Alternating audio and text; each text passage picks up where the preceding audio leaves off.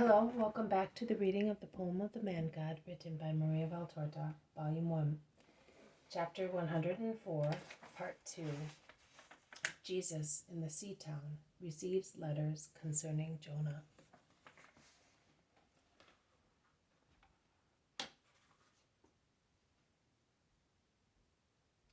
Inquisitive man, what should I do to you? He asks Peter on the way. Whatever you wish. However, I was there.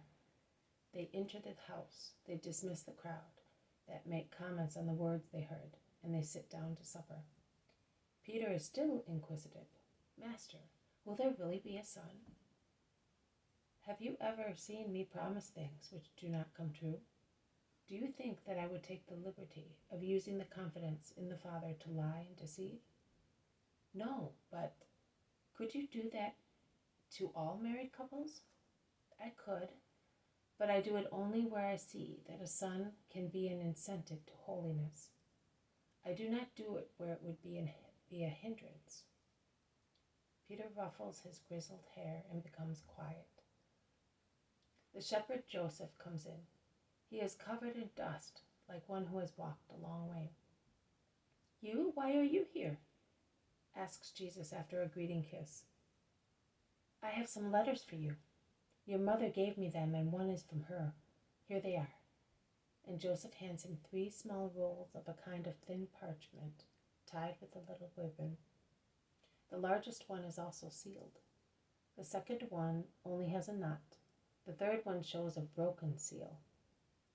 This one is from your mother, says Joseph, pointing at the one with the knot. Jesus unfolds it and reads it, first in a low voice, then loud. To my beloved son, peace and blessings. A messenger from Bethany arrived here at the first hour on the calends of the month of Elul. It was the shepherd Isaac to whom I gave the kiss of peace and refreshments in your name. And out of gratitude on my part, he brought me these 2 letters, which I am sending on to you.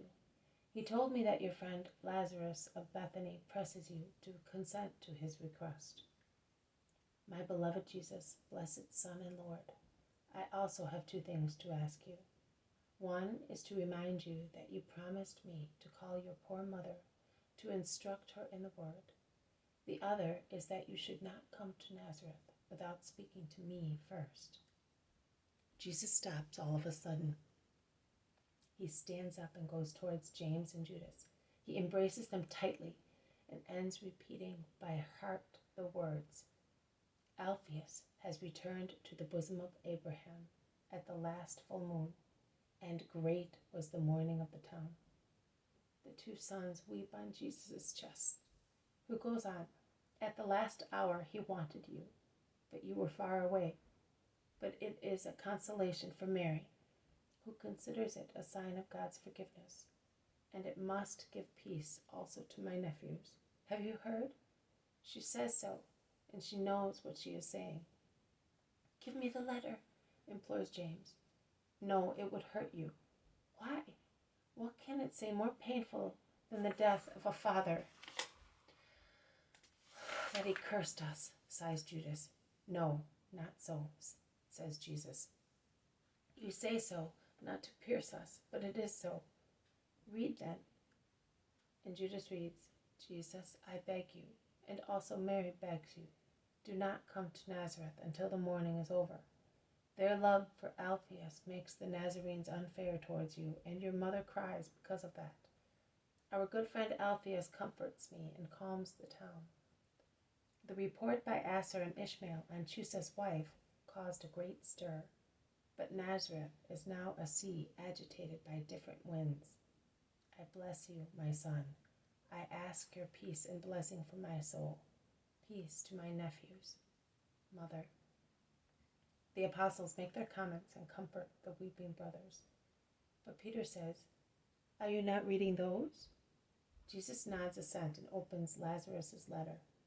He calls Simon Zealot. They read together in a corner. They then open the other roll and read it as well. They discuss between themselves, and I see that the zealot endeavors to persuade Jesus about something, but he is not successful.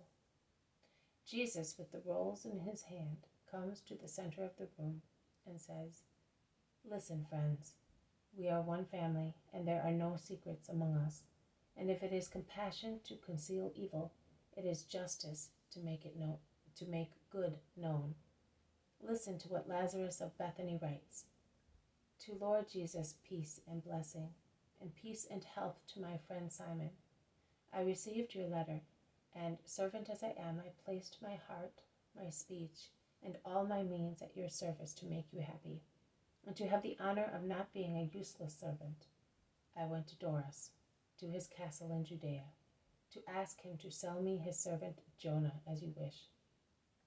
I confess that if I had not been requested by Simon, a faithful friend, on your behalf, I would not have faced that mocking, cruel, impious jackal. But for you, my master and friend, I feel I can face also Mammon, because I think that who works for you is near you and consequently is protected.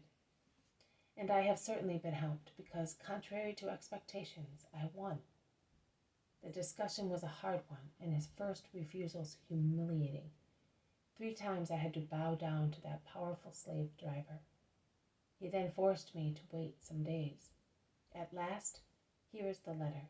It befits the asp he is, and I almost dare not say to you, give in to gain your ends, because he is not worthy to have you. But there is no other way. I accepted on your behalf, and I signed. If I did the wrong thing, rebuke me, but believe me, I tried to serve you as best as I could. Yesterday, a Judean disciple of yours came, stating that he came in your name to find out whether there was any news to be taken to you. He said he was Judas of Kerioth, but I preferred to wait for Isaac to send the letter, and I was surprised that you had sent someone else, since you know that Isaac comes here every Sabbath to rest. I have nothing else to tell you, only kissing your holy feet, I beg you to bring them to your servant and friend Lazarus, as promised by you. Health to Simon, to you, master and friend, a kiss of peace and prayer for a blessing, Lazarus. And now the other one. Health to Lazarus. I decided you will have Jonah for twice the amount. But I make the following terms, and I will not change them for any reason. I want Jonah to finish the harvest of the year. That is, he will be handed over at the moon of Tishri, at the end of the moon. I want Jesus of Nazareth to come personally to take him, and I will ask him to enter my house that I may meet him. I want payment immediately after signing the contract. Goodbye, Doris. What a pest, shouts Peter. But who is paying? I wonder how much he wants, and we are always without a farthing. Simon is paying to make me and poor Jonah happy.